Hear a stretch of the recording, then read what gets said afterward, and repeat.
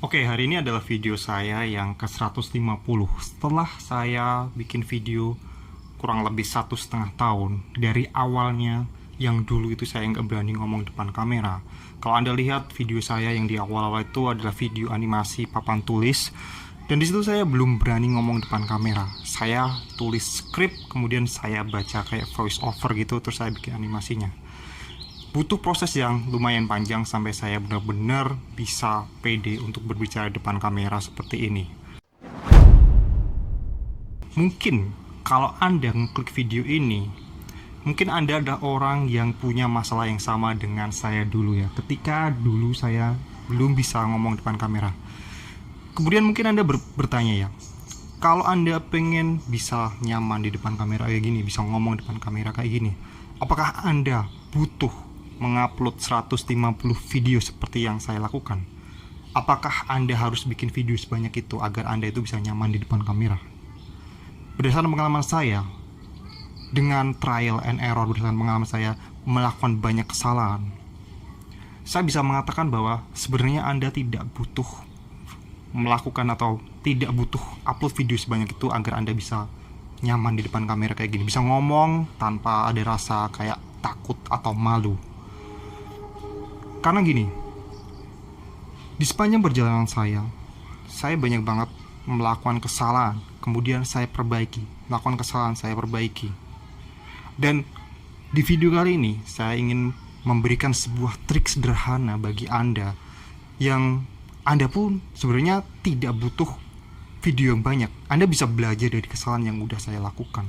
Anda tidak perlu membutuhkan waktu sebanyak itu. Mungkin Anda bisa lebih cepat dari saya kalau Anda tahu trik ini.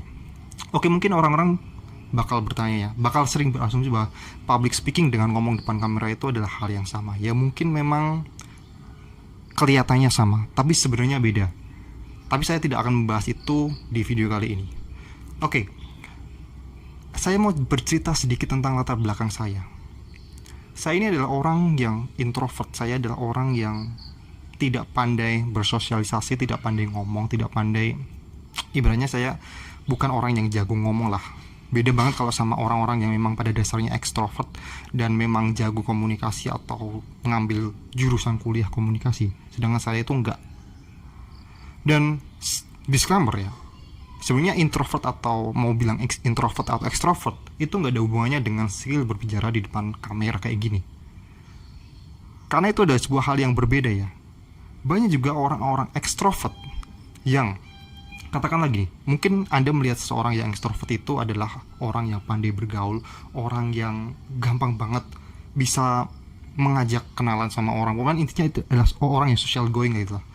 Tapi ketika Anda coba todong kamera di depannya, dengan catatan orang tersebut mungkin belum pernah melakukan atau belum pernah merekam dirinya di depan kamera dan disuruh untuk ngomong, disuruh untuk menyampaikan sebuah gagasan atau pendapat atau berbicara seperti ini.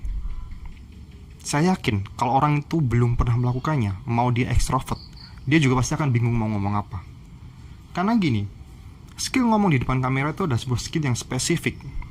Dan banyak juga orang-orang introvert, katakanlah orang itu memang gak suka keluar rumah, tapi kalau dia ini memang di dalam kamar itu suka bikin konten dan suka melakukan rapat Zoom meeting dan lain-lain, orang itu bisa lebih baik dibandingkan orang ekstrovert yang tidak melatih untuk skill di depan kamera kayak gini. Jadi nggak ada hubungannya antara introvert dan extrovert. Bukan sebuah excuse, bukan sebuah alasan bagi Anda kalau Anda berkata Anda ini adalah seorang introvert. Saya juga sampai detik ini, saya cukup bangga melabeli diri saya seorang introvert. Saya merasa saya ini introvert karena saya menghabiskan waktu saya itu sebagian besar di dalam rumah, di dalam kamar. Tapi bukan berarti saya ini orang yang tidak bisa pandai bergaul atau orang yang gak bisa ngomong kayak gini. Buktinya saya bisa ngomong kayak gini. Meskipun dulu di awal saya juga mengalami sebuah pain atau penderitaan ketika ngomong depan kamera kayak gini. Susah banget tuh ngomong. Jadi intinya adalah, ini adalah sebuah skill yang spesifik yang harus dilatih terus-menerus. Dan dulu kesalahan saya adalah saya berpikir bahwa untuk berbicara di depan kamera itu sama dengan public speaking. Jadi gini intinya, saya itu misal di lingkup RT, saya adalah seorang bendahara, saya adalah seorang petugas panitia di sebuah kepanitiaan di kampung saya itu sebagai seorang bendahara gitu ya. Saya itu punya banyak gagasan-gagasan yang disimpan ketika saya ngomong sama ketua RT atau sama orang-orang di dalam lingkup kecil, katakanlah cuma 2 atau 3 orang. Saya itu bisa menyampaikan gagasan-gagasan saya dengan sangat jelas, dengan sangat runut. Tapi ketika itu dibawa ke forum, yang katakanlah forum itu 20-30 orang satu RT. Ketika saya ditodong untuk menyampaikan gagasan itu, banyak banget gagasan saya yang tidak on point, tidak keluar dari mulut saya karena saya bingung, saya nggak tahu, saya mungkin nervous atau gugup untuk berbicara di depan banyak orang.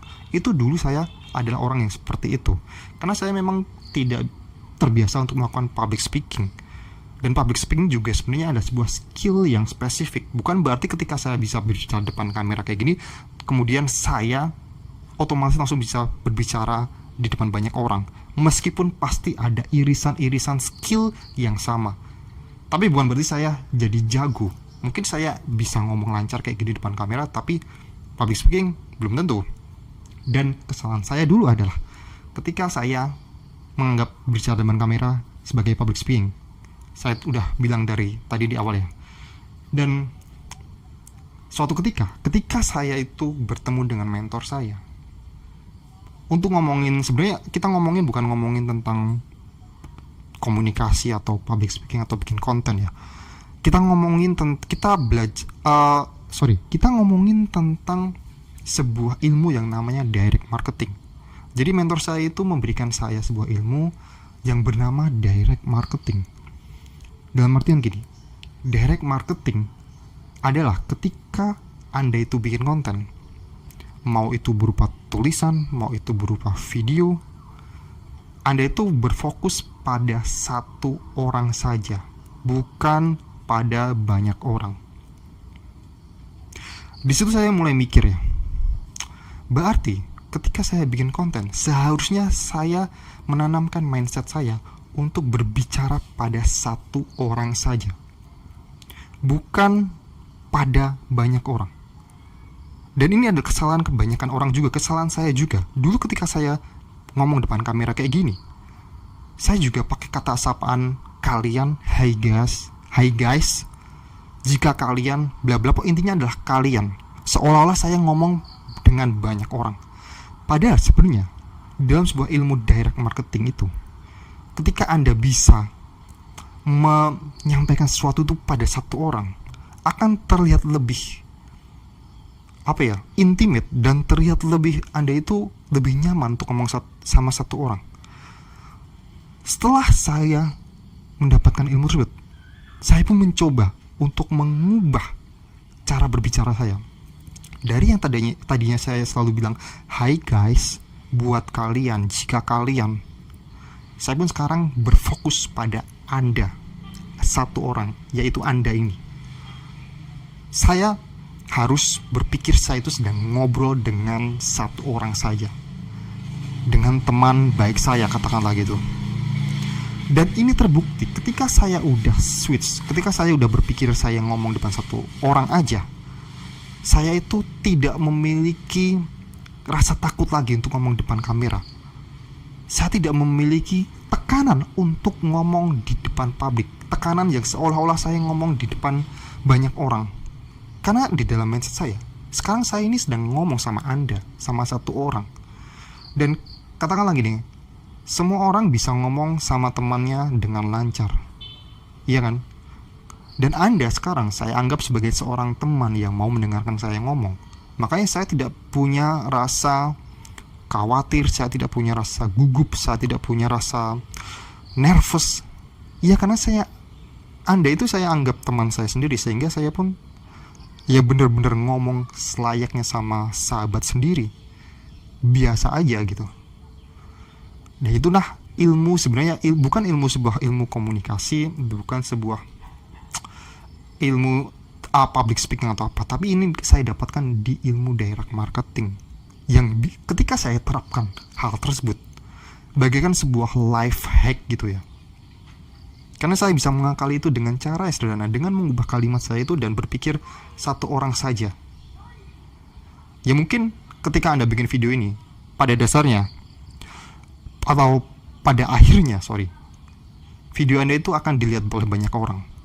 Kalau beruntung mungkin video Anda akan dilihat oleh 10.000 orang.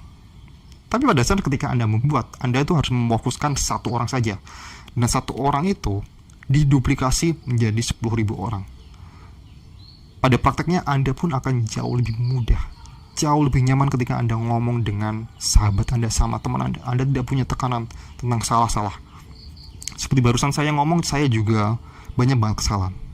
Tapi karena saya ngomong sama teman saya, ibaratnya Anda saya anggap sebagai teman saya, ya biasa aja, gak ada yang harus terlihat perfect atau gimana. Dan seperti yang sudah saya bilang tadi ya, apakah Anda itu butuh 150 video untuk bisa ngomong nyaman, lancar seperti saya di depan kamera kayak gini? Setelah Anda tahu triknya, life hacknya tadi, saya kira Anda tidak butuh sebanyak itu. Saya sendiri baru sadar, maksudnya baru tahu ilmunya itu ketika saya udah bikin beratus-ratus video, di atas 100 video. Dan bagi saya mungkin Anda cukup butuh 20 atau 30 video. Se-introvertnya Anda, dalam artian mungkin Anda itu nggak punya kemampuan untuk bersosial, ngomong dan lain-lain. Tapi menurut saya ketika Anda udah paham dengan life hack tadi yang sudah saya praktekkan, Anda bisa jauh lebih cepat dibandingkan saya. Oke? Dan mungkin salah satu life hack yang lain yang bisa membuat Anda itu bisa lebih lancar ngomong depan kamera, di awal itu Anda harus menetapkan siapa orang yang akan Anda ajak bicara. Anda harus menetapkan target audiens Anda itu. Dan mungkin kalau Anda seorang YouTuber atau seorang yang ingin bikin video, ingin membuat channel YouTube tapi bingung untuk menentukan target atau niche, Anda bisa download ebook saya yang saya tulis berdasarkan pengalaman saya, yang judul YouTube Niche Navigator. Ebook itu akan memberikan Anda panduan bagaimana cara untuk menemukan niche yang profitable dan masih low kompetisi dan cocok buat Anda. Oke, mungkin video kali ini cukup sekian ya. Semoga membantu dan jangan pernah takut untuk trial and error.